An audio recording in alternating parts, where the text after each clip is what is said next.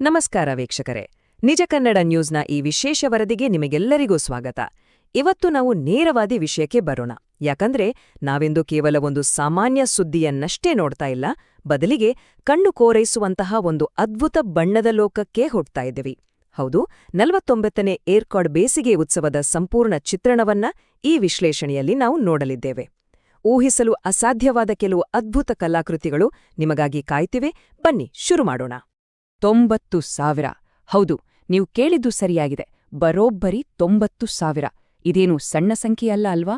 ಒಮ್ಮೆ ಯೋಚನೆ ಮಾಡಿ, 90,000 ಸುಗಂಧ ಬೀರುವ ಗುಲಾಬಿ ಹೂವುಗಳನ್ನ ಒಂದೇ ಕಡೆ ಸೇರಿಸಿದ್ರೆ ಆ ದೃಶ್ಯ ಹೇಗಿರಬಹುದು? ಅದರ ಬೃಹತ್ ಪ್ರಮಾಣ ಎಷ್ಟಿರಬಹುದು ಅಂತ ಕಲ್ಪನೆ ಮಾಡ್ಕೊಳ್ಳಿ. ಈ ಬೇಸಿಗೆ ಉತ್ಸವದ ಭವ್ಯತೆಯನ್ನ ಅರ್ಥ ಮಾಡ್ಕೊಳ್ಳೋಕೆ ಈ ಒಂದು ಸಂಖ್ಯೆಯನ್ನ ನೀವು ನೆನಪಿನಲ್ಲಿಟ್ಕೊಳ್ಳೇಬೇಕು. ಹಾಗಾದ್ರೆ ಈ 90,000 ಗುಲಾಬಿಗಳಿಂದ ಏನನ್ನು ತಾನೇ ನಿರ್ಮಿಸಬಹುದು? ಇದು ನಿಜಕ್ಕೂ ಕಾಡುವಂತಹ ಪ್ರಶ್ನೆ. ನೋಡಿ, ಒಂದು ಸಣ್ಣ ಹೂಗುಚ್ಛ ಅಥವಾ ಮಾರೆ ಮಾಡೋಕೆ ನಮ್ಗೆ ಕೇವಲ 10-15 ಗುಲಾಬಿಗಳು ಬೇಕಾಗ್ತವೆ. ಅದೇ ಅಷ್ಟು ದೊಡ್ಡ ಸಂಖ್ಯೆಯ ಗುಲಾಬಿಗಳನ್ನ ಬಳಸಿ ಒಂದು ಬೃಹತ್ ಕಲಾಕೃತಿಯನ್ನೇ ಸೃಷ್ಟಿ ಮಾಡಿದ್ದಾರೆ ಅಂದ್ರೆ ನೀವು ನಂಬಲೇಬೇಕು. ಇದು ಬರೀ ಹೂವಿನ ಪ್ರದರ್ಶನ ಅಲ್ಲ, ಇದೊಂದು ಕಲಾತ್ಮಕ ವಿಸ್ಮಯ ಅಂತಾನೇ ಹೇಳಬಹುದು. ಈ ಭವ್ಯವಾದ 49ನೇ ಏರ್ಕಾಡ್ ಬೇಸಿಗೆ ಉತ್ಸವದ ಅದ್ದೂರಿ ಉದ್ಘಾಟನೆ ಹೇಗಾಯ್ತು ಅನ್ನೋದನ್ನ ನಾವೀಗ ನೋಡೋಣ. ಗಿರಿಧಾಮಗಳಲ್ಲಿ ಪ್ರವಾಸೋದ್ಯಮವನ್ನ ಇನ್ನಷ್ಟು ಉತ್ತೇಜಿಸುವ ಪ್ರಮುಖ ಉದ್ದೇಶದಿಂದ ಸೇಲಂ ಜಿಲ್ಲೆಯ ಏರ್ಕಾಡ್ನ ಅಣ್ಣಾ ಪಾರ್ಕ್ನಲ್ಲಿ ಈ ಉತ್ಸವಕ್ಕೆ ಅದ್ದೂರಿ ಚಾಲನೆ ಸಿಕ್ಕಿದೆ.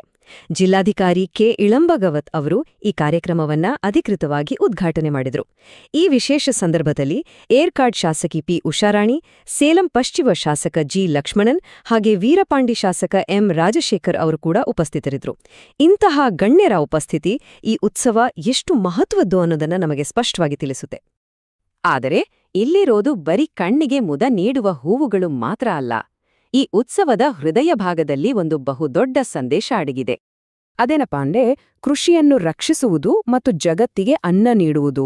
ಹೌದು, ತೋಟಗಾರಿಕಾ ಇಲಾಖೆಯು ಈ ವರ್ಷದ ಪುಷ್ಪ ಪ್ರದರ್ಶನಕ್ಕಾಗಿ ಇದೇ ಅದ್ಭುತವಾದ ಥೀಮನ್ನ ಆಯ್ಕೆ ಮಾಡಿದೆ. ಪ್ರಕೃತಿಯ ಸೌಂದರ್ಯವನ್ನ ಆಸ್ವಾದಿಸ್ತಲೇ ನಮಗೆಲ್ಲರಿಗೂ ಅನ್ನ ನೀಡುವ ಕೃಷಿ ಪದ್ಧತಿಯನ್ನ ಗೌರವಿಸುವ ಈ ವಿಶಿಷ್ಟ ಪ್ರಯತ್ನ ನಿಜಕ್ಕೂ ಶ್ಲಾಘನೀಯ. ಈ ಒಂದು ಕಲ್ಪನೆ ಇಡೀ ಉತ್ಸವಕ್ಕೆ ಒಂದು ವಿಶೇಷವಾದ ಸಾಂಸ್ಕೃತಿಕ ಮತ್ತು ಭಾವನಾತ್ಮಕ ಮೌಲ್ಯವನ್ನ ತಂದುಕೊಟ್ಟಿದೆ. ಬನ್ನಿ ಈಗ ಈ ಕೃಷಿ ಥೀಮ್ನಿಂದ ಹಿಡಿದು ಕಲ್ಪನಾ ಲೋಕದವರೆಗೆ ಹರಡಿರುವ ಆ ಅದ್ಭುತ ಪುಷ್ಪ ಕಲಾಕೃತಿಗಳತ್ತ ಒಂದು ಸುತ್ತ ಹೊಡೆದು ಬರೋಣ. ಇಲ್ಲಿ ಸಮಗ್ರ ಕೃಷಿ ಜೀವನವನ್ನ ಎಷ್ಟು ಅದ್ಭುತವಾಗಿ ಬಿಂಬಿಸಿದರೆ ಗೊತ್ತಾ? ಎತ್ತುಗಳೊಂದಿಗೆ ಉಳುಮೆ ಮಾಡ್ತಿರೋ ರೈತ, ಹಸುಗಳು, ಕರುಗಳು, ಕೋಳಿಗಳು, ಜೇನುನೊಣಗಳು ಇವೆಲ್ಲವನ್ನೂ ಹೂವಿನ ತಲೆಗಳಲ್ಲಿ ಅತ್ಯಂತ ನೈಜವಾಗಿ ರಚಿಸಿದ್ದಾರೆ. ಮತ್ತು ಆ 90,000 ಸಂಖ್ಯೆ ನೆನಪಿದೆಯಲ್ಲ? ಹೌದು, ಬರೋಬ್ಬರಿ 90,000 ಗುಲಾಬಿಗಳನ್ನ ಬಳಸಿ ಒಂದು ಬೃಹತ್ ತೋಟದ ಮನೆಯನ್ನೇ ನಿರ್ಮಾಣ ಮಾಡಿದ್ದಾರೆ. ಇದರ ಜೊತೆಗೆ ಕಲ್ಪನಾಲೋಕದ ಮನೋರಂಜನಾ ಕಲಾಕೃತಿಗಳು ಕೂಡ ಇವೆ. ಕೇವಲ ಒಂದು ಟೆಡ್ಡಿಬೇರ್ ರಚಿಸೋಕೆ 45,000 ಗುಲಾಬಿಗಳನ್ನ ಬಳಸಿದ್ದಾರೆ ಅಂದ್ರೆ ಎಷ್ಟೊಂದು ಶ್ರಮ ಇರ್ಬೋದು ಅಲ್ವಾ? ಭರತನಾಟ್ಯ ನರ್ತಕಿ, ದೇವತೆ ಹಾಗೆ ನಿಮ್ಮ ನೆಚ್ಚಿನ ಕಾರ್ಟೂನ್ ಪಾತ್ರಗಳಾದ ಪ್ಲೂಟೋ ಮತ್ತು ಗೂಫಿ ಕೂಡ ಹೂವಿನಿಂದಲೇ ಮೈದಾಳಿವೆ. ಇದು ನಿಜಕ್ಕೂ ಕಲಾ ನೈಪುಣ್ಯತೆಯ ಪರಾಕಾಷ್ಠೆ. ಈ ಬೃಹತ್ ಕಲಾಕೃತಿಗಳ ಜೊತೆಗೆ ಅಣ್ಣಾ ಪಾರ್ಕ್ನ ಸೌಂದರ್ಯವನ್ನ ಮತ್ತಷ್ಟು ಹೆಚ್ಚಿಸೋಕೆ ಇನ್ನೂ ಕೆಲವು ಆಕರ್ಷಕ ಹೂವಿನ ಮಾದರಿಗಳನ್ನ ಅಲ್ಲಿ ಇರಿಸಲಾಗಿದೆ. ಡಬಲ್ ಹಾರ್ಟ್, ಅರ್ಧಚಂದ್ರಾಕೃತಿ, ರೆಕ್ಕೆಗಳಿರುವ ಹೃದಯ ಮತ್ತು ಜಿಂಕೆಯ ಮಾದರಿಗಳು ನೋಡೋಕೆ 2 ಕಣ್ಣು ಸಾಲ್ದು. ಪ್ರತಿಯೊಂದು ಕಲಾಕೃತಿಯೂ ಆ ಸ್ಥಳದ ಮಾಂತ್ರಿಕ ವಾತಾವರಣವನ್ನ ಇನ್ನಷ್ಟು ಸುಂದರಗೊಳಿಸಿ ಪ್ರತಿಯೊಬ್ಬರನ್ನೂ ತನ್ನತ್ತ ಸೆಳೆಯುತ್ತೆ. ಇಷ್ಟೆಲ್ಲ ಅದ್ಭುತಗಳನ್ನ ಕೇಳಿದ್ಮೇಲೆ ಈ ಉತ್ಸವವನ್ನ ಖಂಡಿತ ಮಿಸ್ ಮಾಡ್ಕೋಬಾರ್ದು ಅಂತ ನಿಮ್ಗೂ ಅನಿಸ್ತಾ ಇರ್ಬೇಕಲ್ವಾ? ಹಾಗಾದ್ರೆ ಈ ಉತ್ಸವದ ಪ್ರಮುಖ ವಿವರಗಳನ್ನ ಒಮ್ಮೆ ಗಮನಿಸಿ. ಶುಕ್ರವಾರದಂದು ಅಣ್ಣಾ ಪಾರ್ಕ್ನಲ್ಲಿ ಈ ಉತ್ಸವಕ್ಕೆ ಚಾಲನೆ ಸಿಕ್ಕಿದೆ. ಸದ್ಯಕ್ಕೆ ಈ ಪುಷ್ಪ ಪ್ರದರ್ಶನಗಳ ಜೊತೆಗೆ ಸಾಂಸ್ಕೃತಿಕ ಕಾರ್ಯಕ್ರಮಗಳು, ಮನರಂಜನಾ ಕಾರ್ಯಕ್ರಮಗಳು ಮತ್ತು ಕ್ರೀಡಾ ಸ್ಪರ್ಧೆಗಳು ಕೂಡ ಭರದಿಂದ ಸಾಗುತ್ತಿವೆ.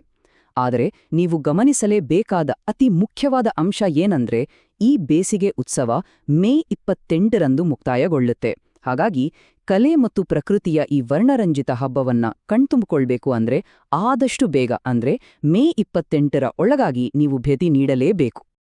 ಕೊನೆಯದಾಗಿ ಒಂದು ಪ್ರಶ್ನೆ ನಮ್ಮೆಲ್ಲರನ್ನೂ ಆಳವಾಗಿ ಯೋಚಿಸುವಂತೆ ಮಾಡುತ್ತೆ. ಕೃಷಿಯನ್ನ ಕೇವಲ ಒಂದು ವೃತ್ತಿಯಾಗಿ ನೋಡ್ದೆ ಅದನ್ನ ಇಂತಹ ಬೃಹತ್ ಮತ್ತು ಸುಂದರವಾದ ಹೂವಿನ ಕಲೆಯಾಗಿ ಆಚರಿಸೋದನ್ನ ನೋಡಿದಾಗ ಜಗತ್ತಿಗೆ ಅನ್ನ ನೀಡುವ ರೈತರ ಮೇಲಿನ ನಮ್ಮ ಗೌರವ ಹೇಗೆ ಬದಲಾಗುತ್ತೆ ಅಲ್ವಾ? ಈ ಕಲಾಕೃತಿಗಳು ಕೇವಲ ಕಣ್ಣಿಗೆ ಮಾತ್ರವಲ್ಲ, ನಮ್ಮ ಮನಸ್ಸಿಗೂ ನಾಟುತ್ತವೆ. ಇದು ನಮ್ಮ ರೈತರಿಗೆ ಸಲ್ಲಿಸುವ ಒಂದು ಗೌರವಯುತ ಕಲಾತ್ಮಕ ನಮನ. ಕಲೆಯ ಮೂಲಕ ಕೃಷಿಯ ಮಹತ್ವವನ್ನ ಸಾರುವ ಈ ಅದ್ಭುತ ಪ್ರಯತ್ನ ಸದಾ ನೆನಪಿನಲ್ಲಿ ಉಳಿಯುವಂಥದ್ದು. ಇದಾಗಿತ್ತು ನಿಜ ಕನ್ನಡ ನ್ಯೂಸ್ನ ಈ ವಿಶೇಷ ವಿಶ್ಲೇಷಣೆ. ಇಂತಹ ಮತ್ತಷ್ಟು ಆಸಕ್ತಿದಾಯಕ ಮಾಹಿತಿಯೊಂದಿಗೆ ಮತ್ತೆ ಸಿಗೋಣ. ನಮಸ್ಕಾರ.